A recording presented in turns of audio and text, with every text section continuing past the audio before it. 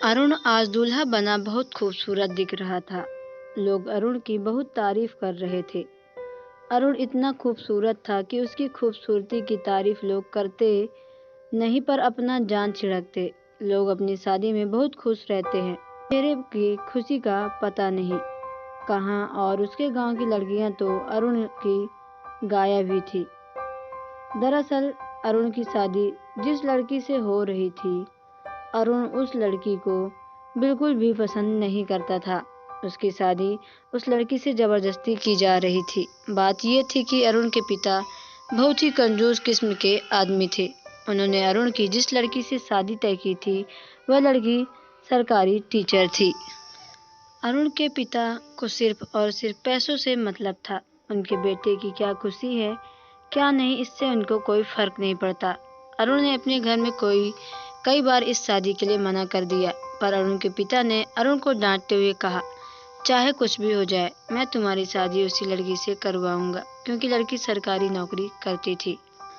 अरुण ने अपने पिता को बहुत समझाया कि पापा, पैसे रुपए आते जाते रहते हैं, पर आप मेरी शादी जिस लड़की से करवाना चाहते हैं, उस लड़की के साथ मैं कंफर्टेबल नहीं हूँ। आप पैसों के लिए मेरी जिंदगी क्यों खराब करना चाहते हैं? अरुण ने अपने पिता को लाख समझाने की कोशिश की, पर उसके पिता अपने जिद पर ही अड़े रहे। इसी तरह घर में लड़ते झगड़ते एक दिन ऐसा दिन आ ही गया कि अरुण आज दूल्हा बन बैठ हुआ था, पर अरुण के चेहरे पर बिल्कुल खुशी नहीं थी। शादी को लेकर कहाँ सपने सजोया, आज वही अरुण मानो अपनी शादी का जश्न नहीं बल्कि अपनी मौत का जश्न मना रहा हो। उसे इस शादी से बिल्कुल भी लगाव मन नहीं था, पर वो क्या कर सकता था। दूल्हा बनकर अरुण जब बारात लेकर दुल्हन के लड़की की घर, तो बहुत खूबसूरत है। इतनी मोटी लड़की को कैसे पसंद कर लिया। घर गया तो अरुण को देखते ही रह गया। आस पड़ोस के लोग तो अरुण को देखकर बात करने लगे। तभी उसी में कोई कहता है कि पसंद तो कर लिया होगा, पर यह शादी ज्यादा दिनों तक टिक नहीं सकेगी।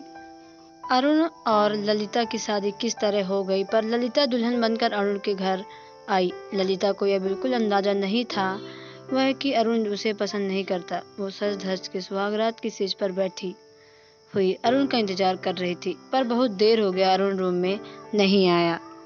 जब अरुण के पिता को यह बात पता चली, अरुण रूम में जाने से इनकार कर रहा है और वो बाहर ही सोया, तो वह अरुण के पास गए और बोले, तुम्हारी हिम्मत जारी रहे। अरुण ने कहा, पापा, मैंने अभी तक आपकी शादी कैसे हुई? बाहर सोने से बस तुम्हारा इतनी देर से इंतजार कर रही है, आखिर तुम रूम में क्यों नहीं गए? बातें मान ली, पर अब नहीं, क्योंकि मैं उस मोटी लड़की के रूम में नहीं जा सकता। ये बात भर तक कायम नहीं रह पाएगा। मैं उसके साथ अपनी पूरी जिंदगी नहीं बिता सकता। पर अरुण के पिता ने कहा, मानने वाले अभी तक तो उन्हीं की मनमानी चल रही है, इसलिए वह कहाँ रुकने वाले। उन्होंने डांट उपट कर अरुण को ललिता के रूम पे भेज ही दिया। अरुण और उसके पिता में बहस होते होते काफी रात हो चुकी थी। फिर भी मजबूरन अरुण को ललिता के रूम में जाना पड़ा। पर रूम में जाने के बाद अरुण ने देखा ललिता तो सो चुकी थी। अरुण ने चैन की सांस ली और बिस्तर से तकिया उठाकर सोफे पर सो गया। पर कुछ देर बाद जब ललिता की आंखें खुली, तो उसने देखा उसका पति अरुण सोफे पे सोया हुआ था। दरअसल नहीं सोई थी, वह तो गुस्से में सोई थी। उसे लगा था कि अरुण उसे आकर जगाएगा और रूम में लेट जाने की वजह से वह उससे माफी मांगता हुआ अपना कान पकड़कर उसे मनाएगा, लेकिन ऐसा कुछ भी नहीं हुआ।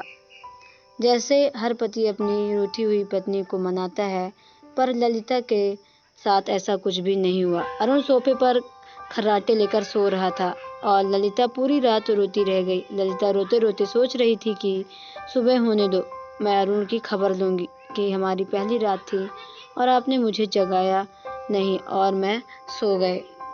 ललिता को बिल्कुल अंदाजा नहीं था कि अरुण ने अपने बाप के कहने पर उससे मजबूरन शादी की है। अगली सुबह अरुण जब सोकर उठा तो उसने देखा ललिता गहरी नींद में सोई हुई थी। शायद पूरी रात जगने की वजह से ललिता की आंखें सुबह 5 बजे लग गई और वह सो गई। ललिता को सोता देखकर अरुण फिर अपने आप में सुकून महसूस किया और धीरे से बाहर निकल गया।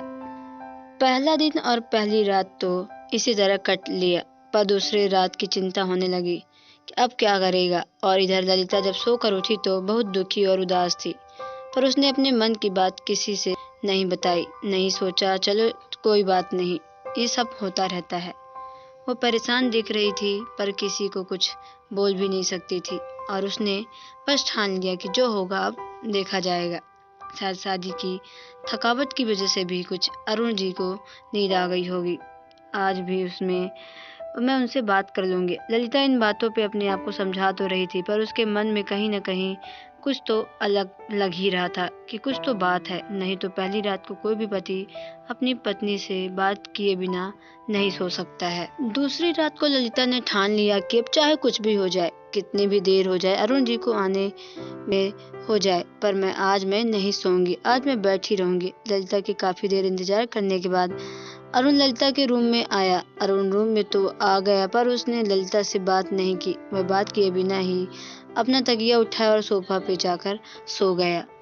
ललिता अरुण की हरकतों से गौर कर रही थी और सोच रही थी कि ये कैसा पति है, इसने तो मुझसे एक बार भी बात नहीं की और नहीं तो सोफा पर जाकर सोने लगा।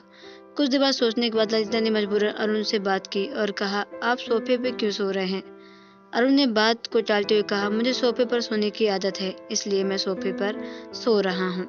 इस बात पर ललिता ने कहा, पर अब तो आपकी शादी हो गई है, पर नहीं सोना चाहिए। और रही बात सोफे पर सोने न सोने की, तो ये सब बातें तो बाद में। मैं आपकी पत्नी हूँ, कल से आपका इंतजार कर रही हूँ, पर आप कल भी नहीं आए, मुझसे बात तक नहीं किया और आज भी बिना बात किए सोने चले गए।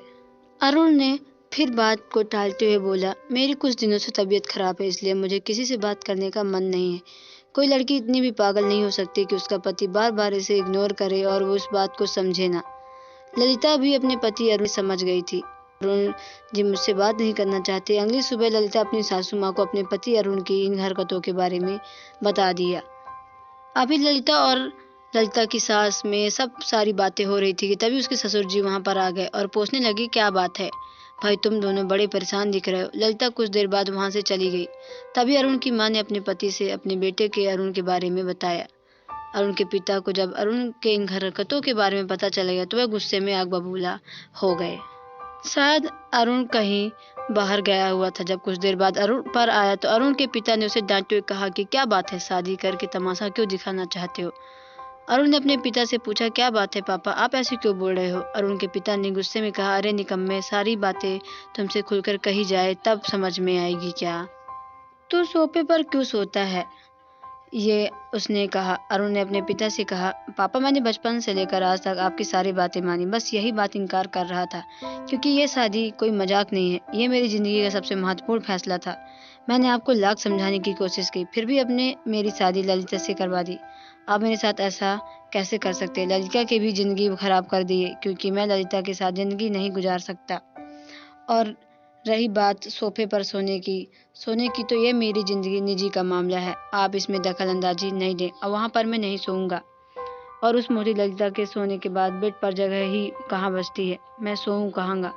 एक कोने में खड़ी ललिता अरुण की सारी बातें अपने पति अरुण और अपने रिश्ते की सच्चाई आज पता चली। वह सुनकर रो रही थी और उसकी अरुण की शादी जबरदस्ती करवाई गई थी। यह सब सुनने के बाद ललिता ने अपने आप को रूम में बंद कर लिया। 1 से 2 दिन तक निकल गए, पर ललिता ने अपने आप को रूम से कैद ही करके रखा। अरुण तो उसे पूछने वाला ही नहीं था, पर अब उसके सास ससुर ललिता पर दरवाजा नहीं खोला। रूम को दरवाजा खुलवाने की बहुत कोशिश की। एक दिन अचानक अरुण का एक्सीडेंट हो गया। अरुण को हॉस्पिटल में एडमिट कराया गया। अरुण की माँ बहुत रो रही थी। रोने का ललिता अपनी सासू माँ से पूछा, क्या बात है माँ जी, आप रो क्यों रही हैं? ललिता की सासू माँ ने रोते हुए ललिता से कहा, बेटा अब तो दरवाजा खोल दो, बहुत बड़ी अनहोनी हो गई है।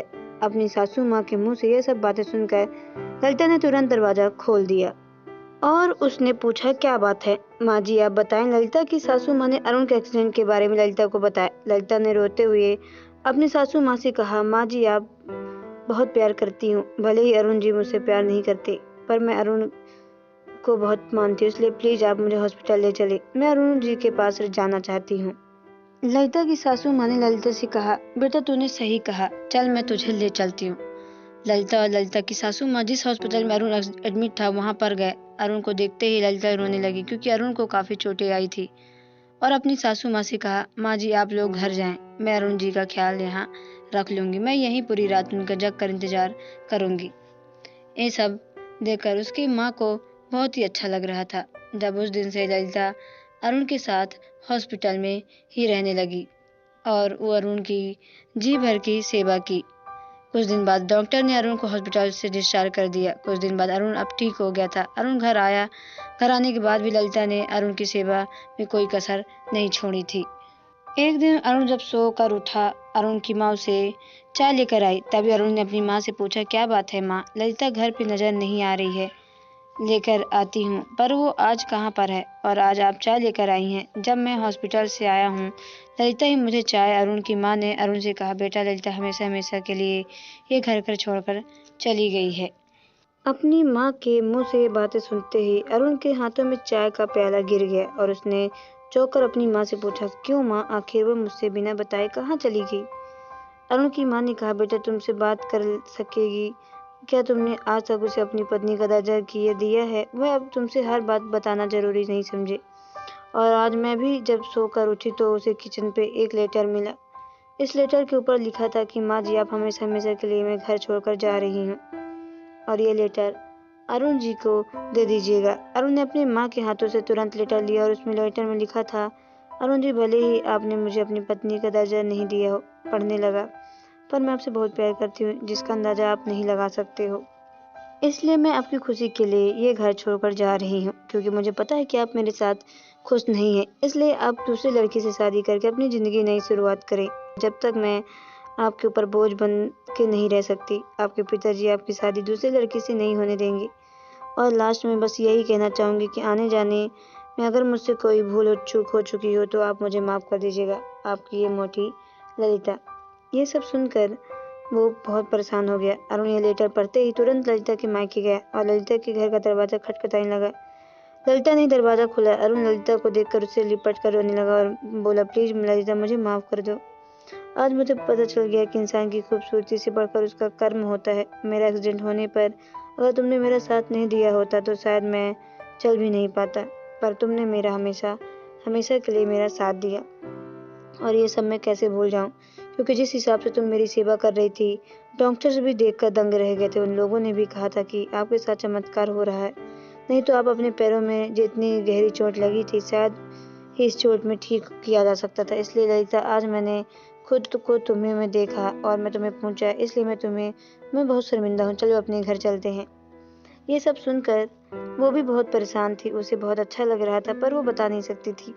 अरुण के मुंह से सब बातें सुनकर ललिता भी खूब रो रही थी। उसे लग रहा था कि सब कुछ मिल गया। ललिता आज ससुराल गई, फिर उसने सुहागरात का शीर्ष लगाया है, क्योंकि आज उसकी खूबसूरती की वजह से नहीं बल्कि उसके कर्म की वजह से उसका पति ललिता बहुत खुश होकर दुल्हन बैठी हुई थी। आज अरुण को लेट नहीं किया बल्कि समय से पहले ही वह ललिता के रूम पे चला गया।